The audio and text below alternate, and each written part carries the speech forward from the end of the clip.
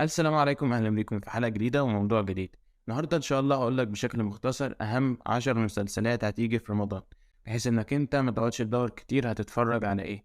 فهقول لك نبذة عن كل مسلسل وأنت تختار ما بينهم أو تتفرج عليهم كلهم. وأول مسلسل معانا من المسلسلات اللي هي مختلفة شوية مسلسل الصفارة. مسلسل 15 حلقة، مسلسل كوميدي اجتماعي تقدر إنك أنت تتفرج عليه مع العيلة. هيبقى مسلسل مسلي جدا وكمان بيشمل فكرة مختلفة، وهي فكرة نظرية الفراشة أو استخدام الصفارة دي في إنه يوظفها ويقدر يرجع بالزمن مدة معينة يغير أحداث في المستقبل عشان ما يحصلش كوارث.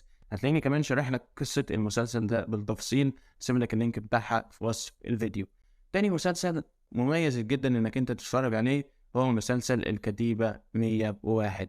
طبعا من المسلسلات الوطنية، مسلسل 20 حلقة برضه. ولو انت زهقت يعني برضه من المسلسلات الوطنية اللي بتتعرض كل رمضان، ولكن انا حاسس ان المسلسل ده هيبقى مختلف شوية، بيشمل قضية مختلفة او مهمة وطنية معينة، خصوصا ان في آسر ياسين.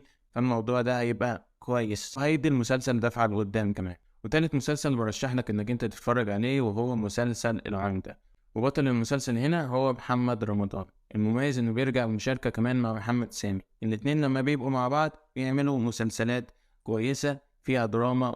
فمسلسل بيبقى اجتماعي كمان تقدر تتفرج عليه مع الأسرة. المميز كمان ان برضه بتشاركوا في البطولة زينة، ودي حاجة مختلفة او ما حصلتش كتير ما بين محمد رمضان وزينة. مسلسل الأجهر ان عمرو سعد كمان بتدور احداث المسلسل ده في بلاد أفريقية، فهيشمل جانب جديد من الجوانب اللي مش أغلب الناس بتروح بلاد أفريقية عشان تبتدي تمثل فيها أو هكذا. فدي هتبقى حاجة مختلفة. برضو شرحت لك قصة المسلسل ده بالتفصيل، هتلاقيني سايب لك لينكها في وصف الفيديو. ومع المسلسل اللي من رأيي هيبقى الأكتر مشاهدة في رمضان ده زي رمضان اللي فات، وهو مسلسل الكبير قوي الجزء السابع.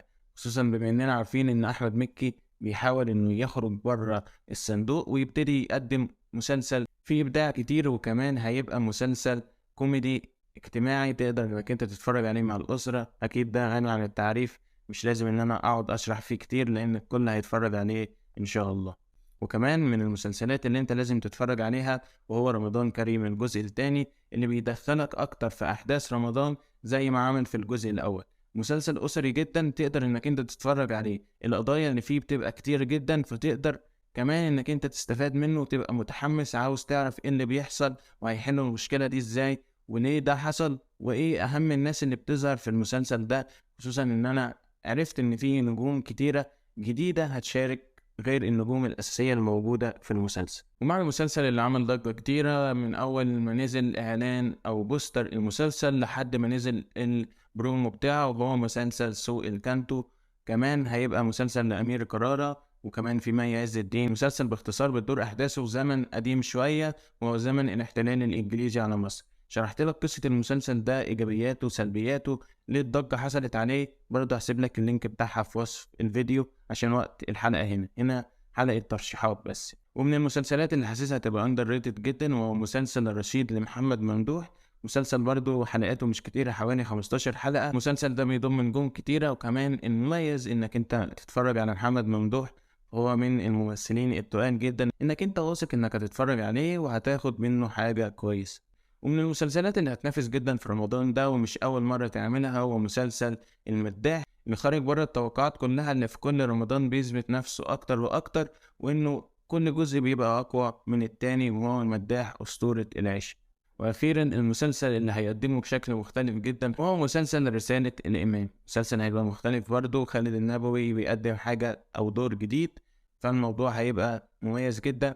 ودي اهم 10 مسلسلات انا حبيت ان انا اقول لك عليهم، هيبقى فيهم منافسة كبيرة جدا وهيحصلوا على أعلى المشاهدات في رمضان ده بإذن الله. دي توقعاتي. برضو انت قول لنا ايه توقعاتك او ايه المسلسلات اللي انت هتتفرج عليها. بس كده انا يحيى الشافعي، متنساش اللايك والمتابعة والكومنت، والسلام عليكم ورحمة الله وبركاته.